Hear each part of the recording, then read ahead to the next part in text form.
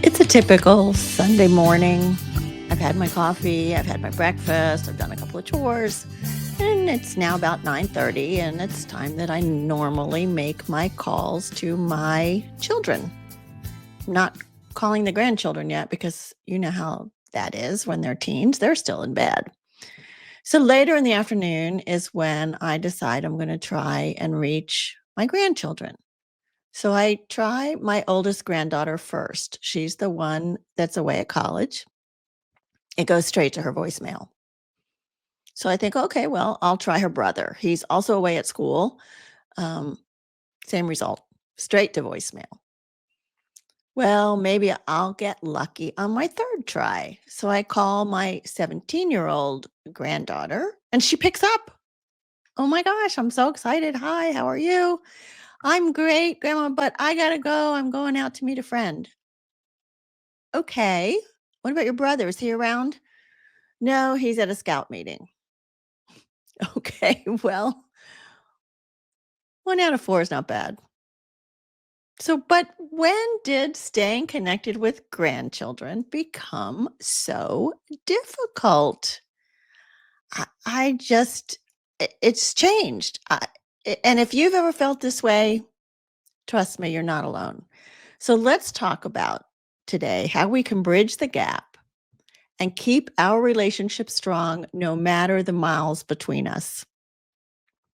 Welcome to Boomer Banter, the podcast where we have real talk about aging well. My name is Wendy Green, and I am your host. And if you'd like to learn more about the topics that we talk about on Boomer Banter, you will want to sign up for our newsletter. It comes out every Thursday, and I do short articles about finance, about healthy aging, about relationships, and about purpose. I give you upcoming events. So sign up for it today. While you're still thinking about it, go to bit.ly/navigate aging. And let me know what you think once you get the first edition. So let's go and talk about long distance grandparents. I know that long distance grandparents struggle because I reached out to you, my listeners, and you shared some of your stories with me. I know it's been a struggle because it's been a struggle for me also. And since I started putting this episode together, I have seen several articles about long distance grandparenting. You know, sometimes when you are looking for something, more stuff becomes into your awareness. I think that's what's happened this past couple of weeks. And I know that the challenges we feel are real and they can be frustrating. So, my goal today is to share some of my experiences, weave in some of what I heard from you and what I've learned from other sources, and offer some ideas of how we can stay connected. But before we get to solutions, I think it's important to take a step back and look at how grandparenting, in my opinion, has changed over time. I remember 3 of my grandparents. My father's parents lived fairly close by, and we saw them pretty regularly. And in addition, at least once a week, we'd gather around the house phone and take turns talking to them. It was a ritual, kind of a routine part of family life. My mother's mother passed away before I met her, but I remember my maternal grandfather very well. He lived in New Jersey. I don't remember speaking with him on the phone, but I do remember his visits to us in Florida. He loved taking us to the toy store and letting each of us, my brother, my sister, and me, pick out one toy. So exciting. He also was a great storyteller. He had this heavy Latvian, kind of Russian accent. So it was particularly fun to hear him tell the story of the Billy Goat's Gruff and the ugly, mean troll who lived under the bridge. I have very fond memories of him making the sounds of the troll and how mean he was. So that was a good memory. And thinking back to my own childhood, I realized that my expectations of grandparenting were shaped by a different era. Grandparents were to be respected. Families generally lived in the same city or town and were together regularly, not just for holidays like so many of us are now. I remember my grandmother would come to my piano recitals. She had been a concert violinist and she loved that I played music. I also remember that as a teenager, she used to want to hold my hand when we'd walk down the street, and I was so embarrassed. I thought my grandparents were so old and uncool, but I would never have pulled my hand away because she was my grandmother, and you just respected them. And also, I think we wanted them to be proud of us, even if we thought they weren't cool. And I do believe that our grandchildren still want us to be proud of them, and they want us to love them. It just feels more difficult when we do not live nearby. Do you agree? As has been the case with so many things, boomers started to change the dynamics of families. We were the generation that left home for college, moved for jobs, and often settled far away from our families. I moved to North Carolina after my kids were born. My parents were still in Florida. Every week we would call them or they would call us, and we would all take turns talking with them on the home phone. There were no cell phones then, no video visits. So it was all of us around passing around the phone, right, as we were talking to the grandparents. And then we visited a few times during the year. Once a year, I would go to Florida. A couple of times a year, my parents would come to see us. And somehow, even though we did not live close, it seemed easier to maintain the connection between grandparents and grandchildren when my children were young. Again, my perception. I think that happened for a few reasons, though. I know I felt a sense of obligation to stay connected to my parents and to facilitate connection for them with my children. It was just the right thing to do. As I said, we didn't have cell phones or video chat, so it took one phone call to reach everyone on the house phone. In fact, I remember the house phone ringing and the kids would always like make this mad dash to see who would get to the phone first. That doesn't happen anymore. Everybody's got a cell phone. And my parents, I give them a lot of credit. They made a big effort to stay connected, calling regularly and making sure that we had regular visits. When I was a parent, I felt like maintaining connections between my children and my parents was a joint effort. In my experience as a grandparent now, staying connected takes more effort on the part of the grandparents because the the parents of our grandchildren have all gotten so busy and everybody has their cell phone. Now my grandchildren are no longer little. The oldest, can't even believe this, the oldest grandchild is 20 and the youngest is almost 15. When they were young, I was living in Northern Virginia. My daughter and her family started out in Beckley, West Virginia, and they later moved to Asheville. My son and his family started in DC, which wasn't too far from Northern Virginia, but they soon moved to Philadelphia when he enrolled in graduate school, and eventually they also moved to Asheville. So for most of their early years, my grandchildren all lived a distance away. My daughter has the two older children, the 18-year-old and the 20-year-old. When they were babies and toddlers, she would call me every time her husband was getting ready to go out of town for work and asking me to come down and help her. If I was able to get there, it was about an 8-hour drive. If I was able to get there, I would drive down for the week. I loved those times, holding those babies as they fell asleep against my shoulder. Bath time where you could hardly find them, right, for all the bath toys they had. And then once they could walk, we would dance and sing songs, read books, and play with blocks. Those were the best times. And the kids were also excited when I would come to visit, which also made me feel even more happy and excited about being with them. When they got a little bit older and my daughter got more comfortable with being a parent, the calls for help became less and less. So once a week, I would call on my daughter's cell phone because there was no longer a house phone. And after she and I talked, I would ask to speak to the little ones. Some of the time she would say, they're watching cartoons. And she did not want to interrupt them.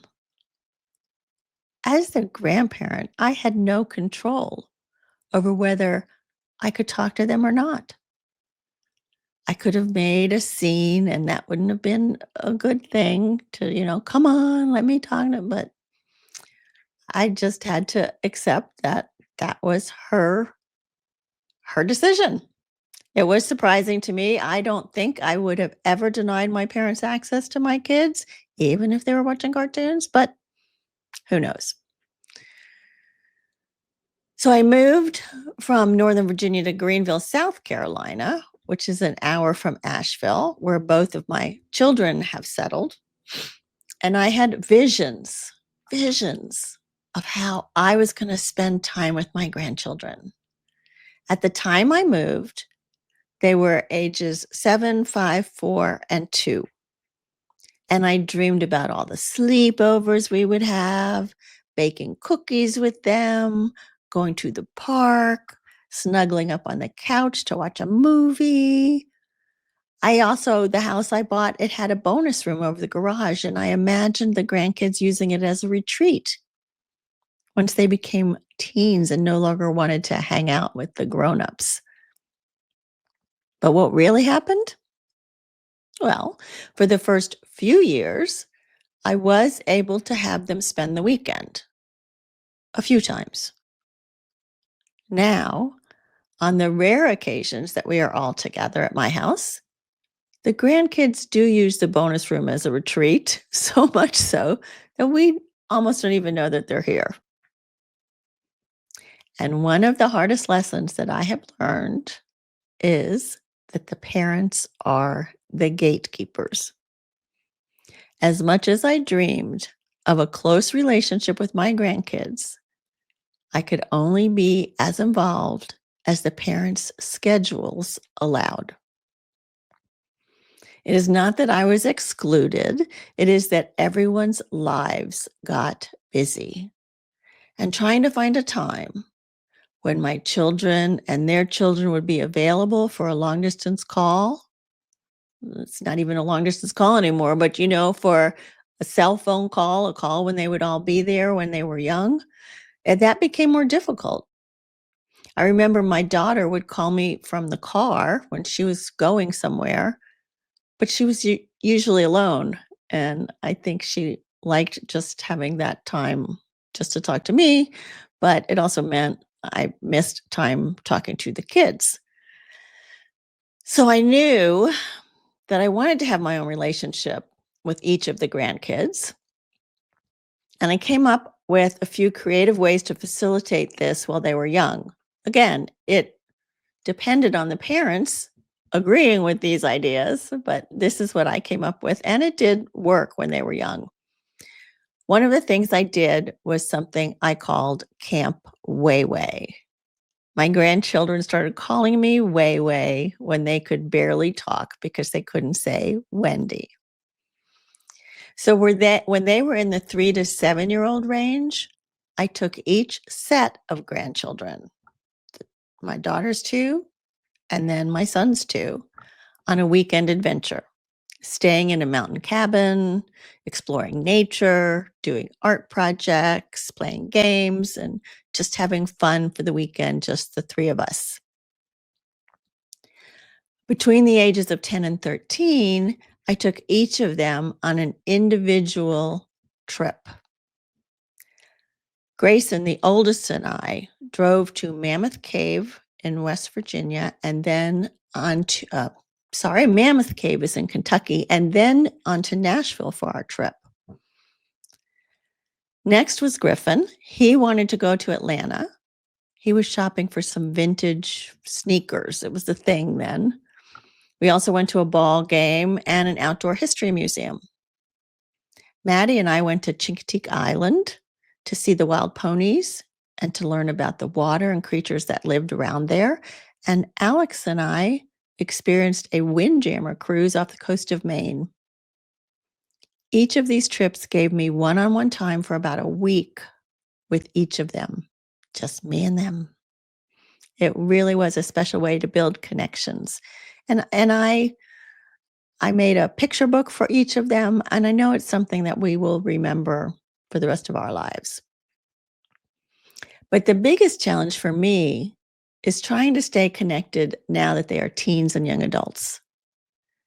Teens and young adults are busy, focused on their own lives, and if I wait for them to call me, I'll be waiting a long time.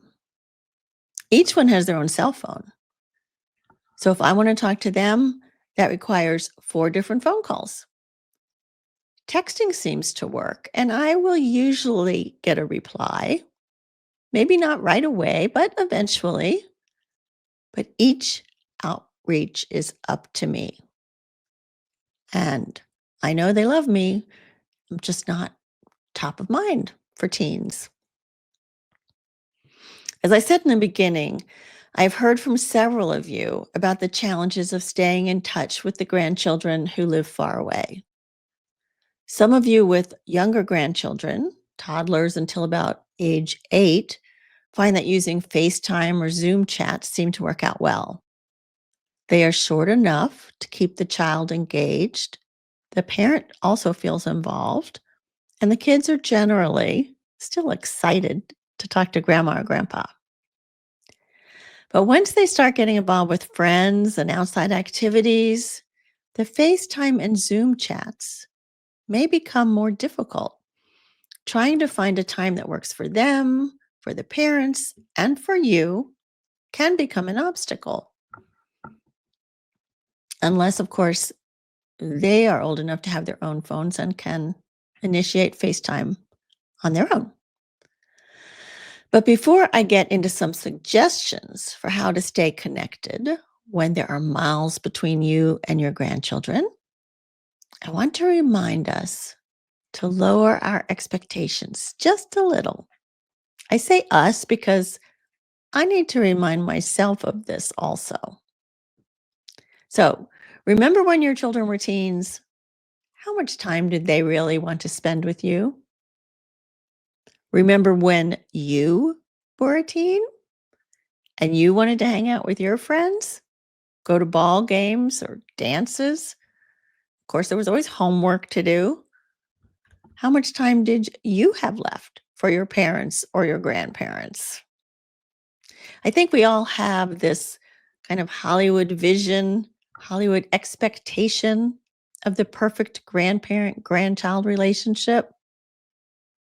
The result can be hurt feelings on our part, stress for our kids, and maybe even confusion or stress for our grandchildren when they're not sure what we want from them. Let's get straight about why it is important to us to stay connected with our grandchildren. Knowing your why will help you lower your expectations of what you want them to give to you.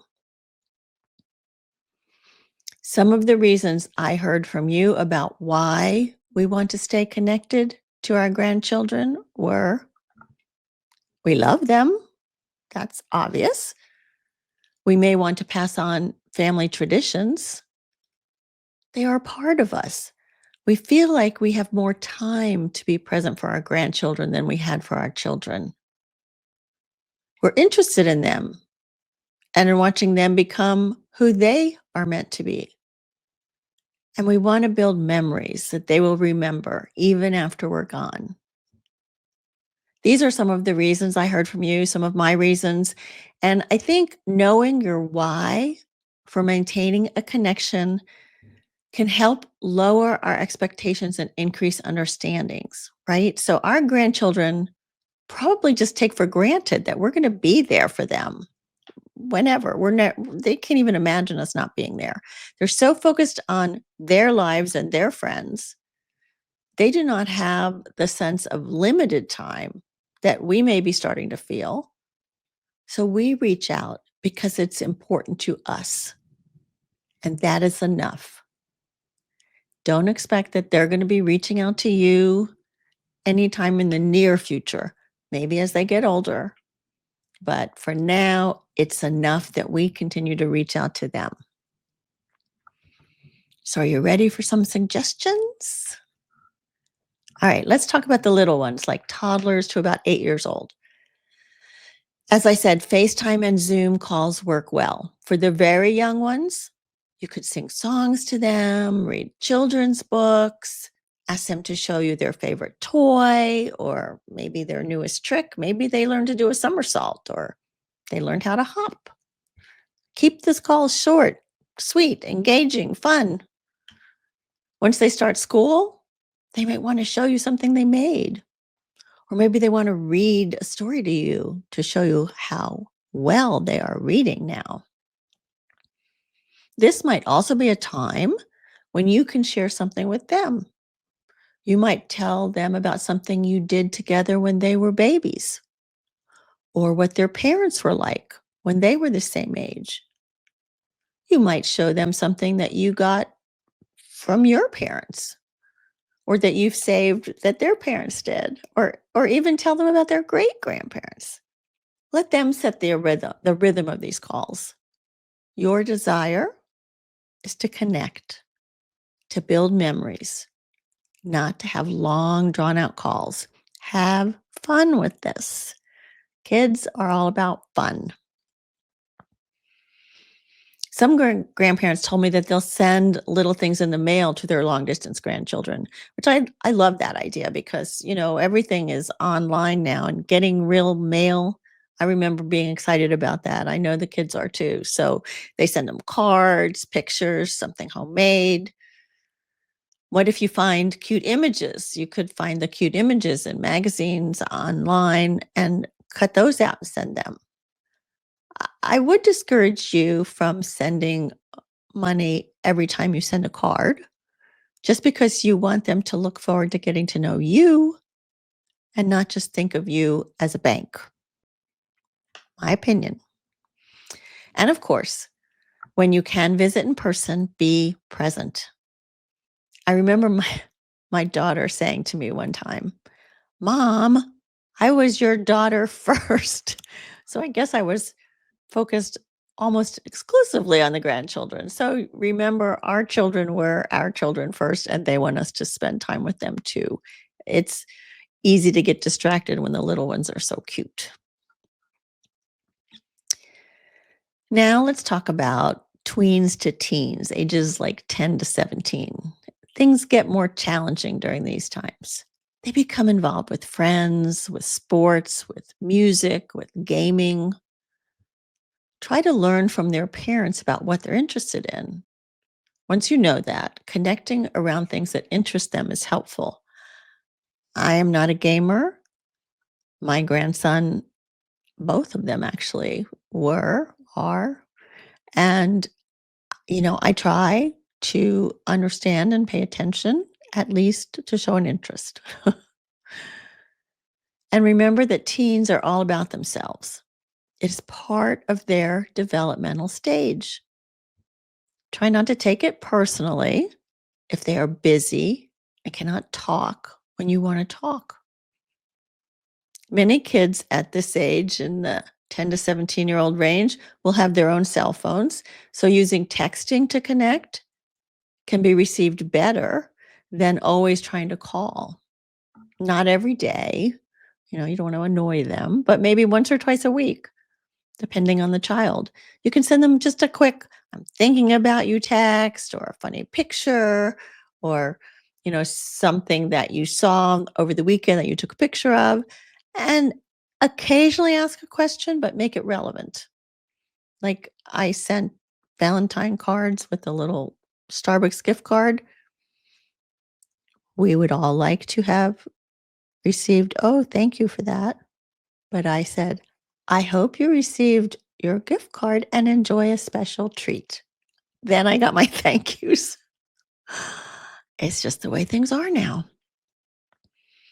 They do not like to be questioned about school or grades or even future plans. You're more likely to get answers to these types of questions when you're visiting, but maybe not. So share about yourself because that makes it easier, safer to have a conversation with you than if you're quizzing them all the time.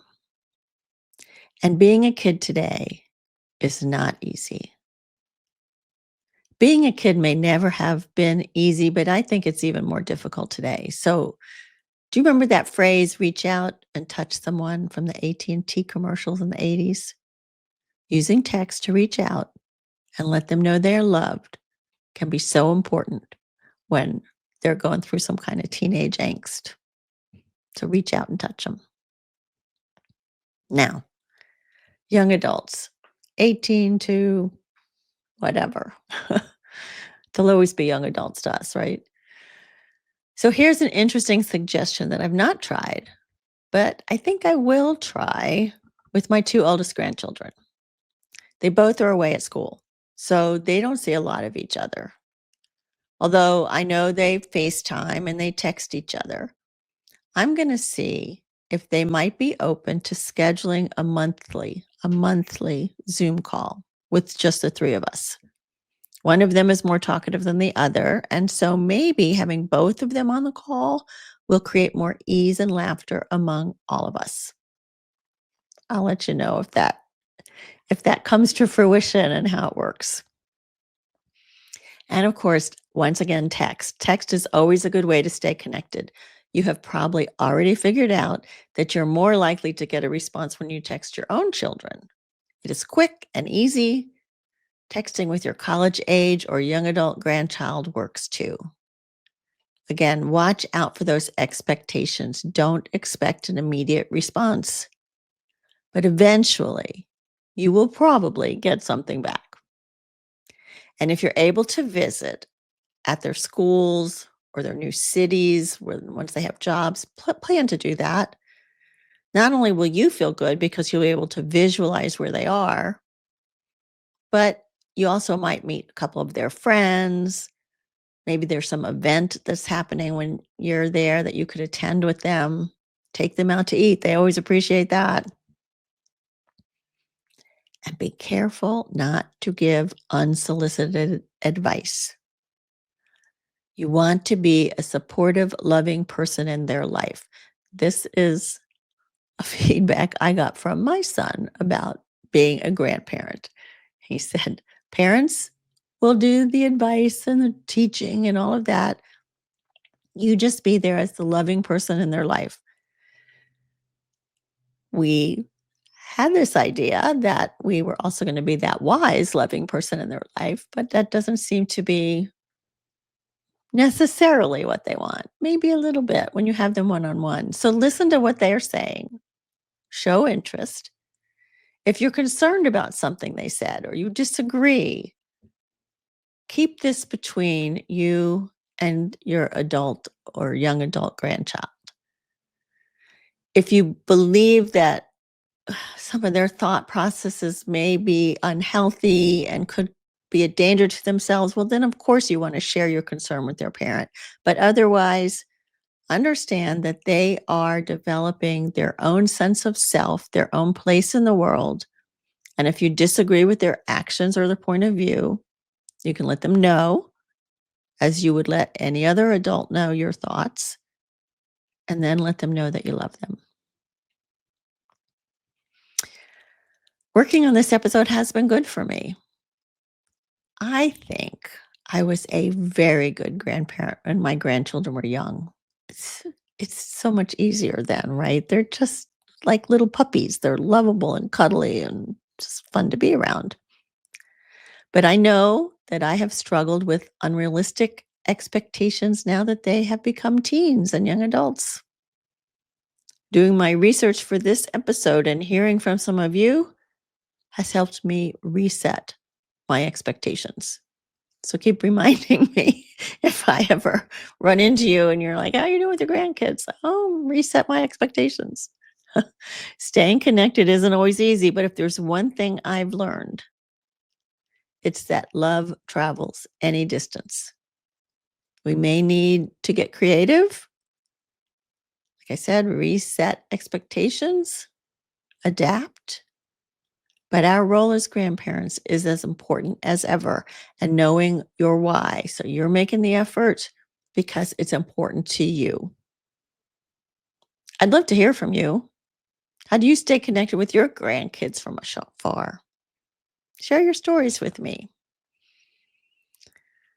And I hope this was useful. I want to tell you about another podcast called Fading Memories.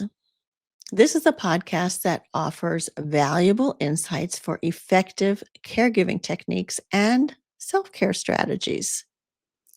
Join host Jennifer Fink, who is part of my collaboration group, as she discusses brain health recommendations and some of the challenges of being a caregiver to a loved one with dementia.